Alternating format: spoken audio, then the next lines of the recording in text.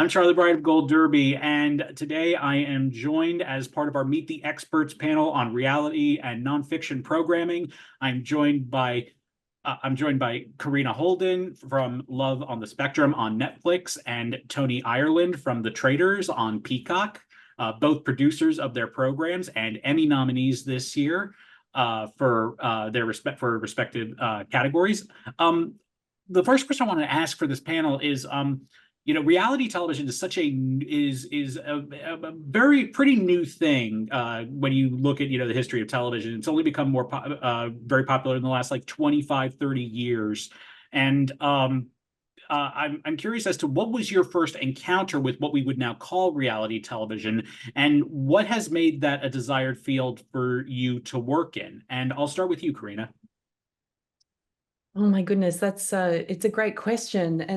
And I guess it's the definition of reality is just so slippery in some ways. It's a morph of documentary. It's taken us in, from fly on the wall into these very structured shows. And I think that in some ways, Toni and I represent polar opposites of that. Yeah. We've got one big, incredibly structured, competitive reality series, and then in some ways we consider ourselves a docu-reality series, which is almost leaning back into observational style.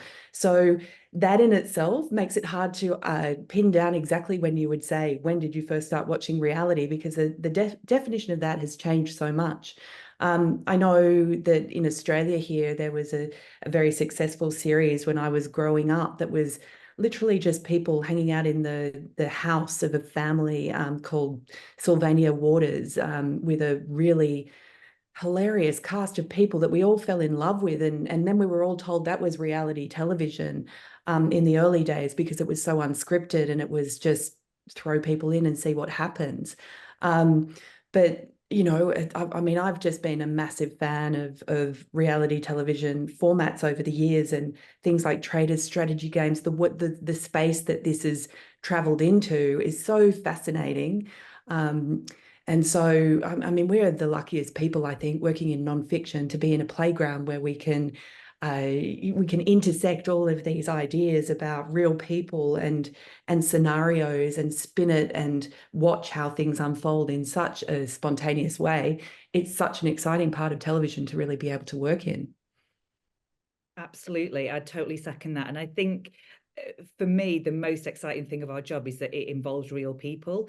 And I know that like Traitors involved a celebrity cast, but they are real people thrown into an experience, and we want to see how they react. And I think specifically with Traitors, it's a show that when you're watching it at home, you can ask yourself how you would react to that. It sort of does reflect society slightly, because it's who do you trust, who do you think's lying to you. So there are all these human elements to it, even though our shows are completely different. The first show I ever really got into reality wise was Big Brother, when that all kicked off in the UK in the early 2000s.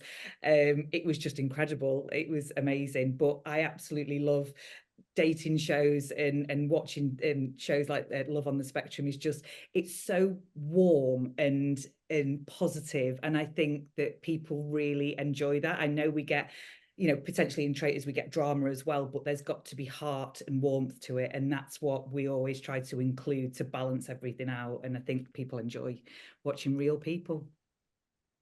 One of the things that comes up with reality programming, especially the kind of reality that you guys are a part of, is that almost anything can happen, and a lot of unexpected things, I'm sure, do happen.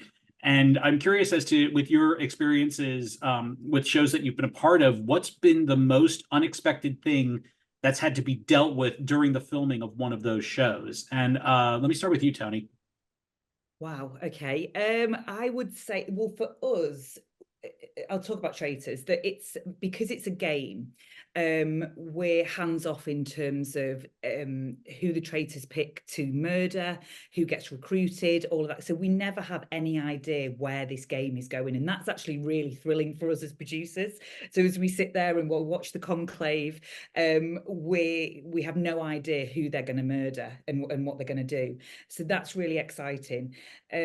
obviously situations arise that you can't see coming in, and you know, maybe your favorite contestant is going to get eliminated, but you know, we accept that that's going to happen, and you might lose an incredibly big player in the game, but that's just how it goes. And you know, and there's things like, you know, Deontay this year decided it wasn't for him and decided to leave, which is a huge loss, but the welfare of the contestants comes first, and if they want to go, then that's absolutely fine, and it was absolutely fine for us. But yeah, you never quite know what's going to happen, but that's part of the thrill, and that's why we do these things, and I'm sure it's the same for Karina as well. Yeah, I think that touching on that duty of care thing, because I mean, especially in Love on the Spectrum, you're putting people together. We do lots of background checks. We make sure it's a very safe environment for people to go on dates. You never know if they're going to connect. And, you know, you always have to be ready for a potential scenario where there is just, they're not going to gel. There might be a meltdown. There might be, I mean, in the Australian first season of Love on the Spectrum, there was a date that happened between Michael and Amanda where the girl who was on the date had a panic attack. And then how do you deal with that as producers, and how do you step in? And I think that the way that we especially have had to work in this particular series is, you know, it's participant first. It's not leaving people hanging. It's actually stepping in. And it's one of the reasons that naturally Cian O'Cleary, our director, ended up becoming an on-screen character. And that way that it's almost like going on a date with a wingman. You've got a team of people there. There's only usually 3 or 4 people on the date with the couple, because we're a very, very small team. But the director acts as a wingman and steps in and speaks, and you hear his voice. You never see him, but you hear his voice. And that's a way that we were able to work through the process with them of, you know, what is happening, unfolding on screen. You never know if somebody's going to connect. And I think that what was beautiful, especially in this second season, was how many of our dates were successful. So that's always a good thing, that we didn't expect to come out with so many wins for people falling in love. But yeah, you always have to think, you know, what's the worst case scenario in this situation, and be there for the people whose story you're telling first and foremost. Do you think having the director at the dates helped them as well? Do you think that gave them more confidence, or? Yeah, definitely. I think that, you know, people, especially most of the people who participate in Love on the Spectrum, haven't ever dated before. And so this idea that you can go on a date, but you've got somebody who's vetted your date, you've made sure they're there, you're not going to be ghosted, they're paying the bill for you sometimes, not always, but and they've set it up in a place, and you can put up your hand when you want to tap out, and have it very elegantly managed for you. Is everybody who has sort of initially said, gosh, being on a date must feel intimidating. And in fact, the participants find it's quite the opposite. It's a really supportive process for them, where they feel like they're in safe hands. Yeah, so nice. You know, it's interesting that we're talking with you. You both come from outside of America. Toni, of course, you're in the UK, and Karina, you're in Australia. What's interesting is not just that you have just different programs, you also have different types of reality programs. I know at least in, you know, the UK, you have a lot of like celebrity panel shows, that and a show like Gogglebox, where and we don't really have a show of those format here in the US. And I'm curious as to if there are any kinds of programs that are popular in your respective countries that you'd like to see make a mark here in America. And I'll start with you, Karina.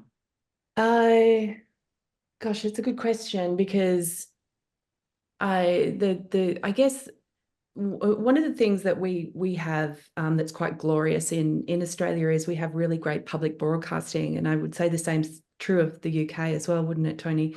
And from public broadcasting, you get a lot of risk taking, because you don't have necessarily the commercial imperative, but also you have these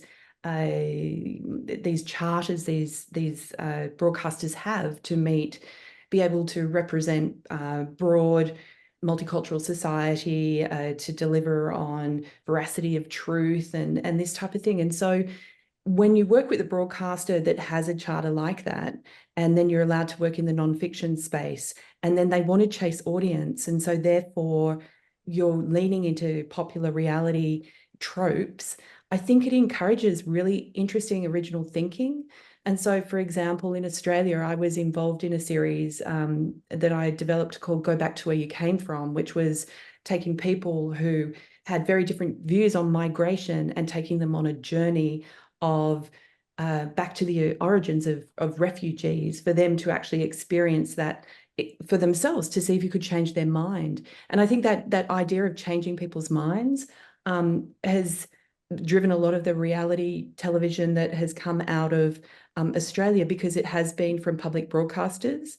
And I would say that the commercial broadcasters and streamers are still very much in the world of the big entities of the Big Brothers and the Bachelors and so forth. But there's some really interesting, and it's almost the same that comes out of Europe in the way that Traitors did, the idea of the social experiment driving reality television. And so you can lean into some fascinating things. And I'm currently working on an incredible justice piece, which is a reality show. And I can't wait for the world to see it, because it's unbelievable. And it's got a lot of elements of Traitors, but it's actually set in a courtroom. And I think that that's really driven by public broadcasters wanting to do things in a space that makes a difference and matters and speaks to society. And now that they're chasing audiences, they can be popular as well. Absolutely. I think you're right. It's that risk taking, isn't it? And I think just mentioning Gogglebox, I know that when the first pitch Gogglebox, which was before my time at the company, it was a huge risk to pitch a show that was people watching television, talking about television. Who's going to enjoy that? But then it's become this amazing success. So I hope that makes it over at some point. It's in Australia, and it's like 20 seasons deep, and it's the only show my son will watch with me. Really? But again, yeah. it's real people. It's getting that place. Do you know what? It's when we talk about casting as well, which is so important to us, and it's something that is really important on Traitors, and we can always do better, but incredibly important on the BBC show as well. That there's nothing more thrilling than seeing yourself represented on TV, and you see your story told on TV, and it's just, we have a duty as producers to put an inclusive cast together. And I think what the success of Gogglebox is that people see themselves watching TV and going, I would say that, or I feel like that. And I think that the same for reality casts as well. You want to see someone who shares the same opinions of you, as the background that you have, who might act the same way as you. And I think that's really rewarding as well. Definitely. For our viewers, if you have not seen Gogglebox, look it up. It is fantastic. I want to have a little bit of fun here. Since you are both Emmy nominees this year, and I understand, Karina, you already have won an Emmy, but I want to take it to this year. So let's say, best case scenario, you guys, your category, you win your category. What is the ideal music, or the music you would want to play in your mind as you walk up to that stage? And let me start with you, Toni. Oh my God. I mean, I'd just go with the theme tune straight away for Traitors, but that's a bit of a cop-out, isn't it? A little bit. I'm sorry. You've caught me off guard there. Let me have a little think. Oh. Well, I would say, for me, my son would definitely want me to walk up to the Death March from Star Wars, because it plays in my house all the time. And to be honest, I think the cast would love that too. they're big Comic-Con fans, our cast. Yeah, absolutely. I think we'd probably have to have something like Murder on the Dance Floor or something like that. Oh God, yes. Which could work really well for us. So, I mean, it's very popular now, so we'll take it back from Saltburn. Oh man. Well, everyone, thank you so much for joining us for this panel.